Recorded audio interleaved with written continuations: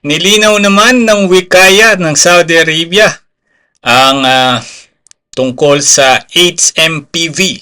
Ayon sa wikaya, ang mga simptomas ng virus na ito ay similar sa iyong panlalamig sa iyong relasyon. De joke lang.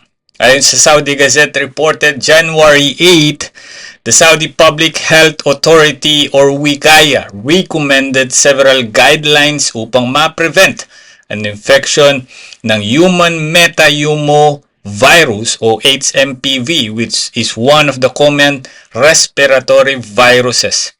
Dagdag pa nila na ang virus na ito ay naitatransmit through coughing, sneezing, touching surfaces contaminated with the virus, but its symptoms ay similar daw sa mga cold cases kagaya ng pag-ubo, lagnat, runny nose at sore throat. Ayon po sa wikaya, they pointed out that most of the cases daw po ay mild at can be cause severe illness in elderly, young children, and those weak immunity. May iwasan daw ang virus na ito sa paghuhugas kamay. Ay, hindi na tayo magtataka. Mga Pilipino, magaling sa hugas kamay yan. Kaya naniniwala ko, hindi tatamaan ng virus yung mga Pinoy kasi magaling sa hugas kamay yan.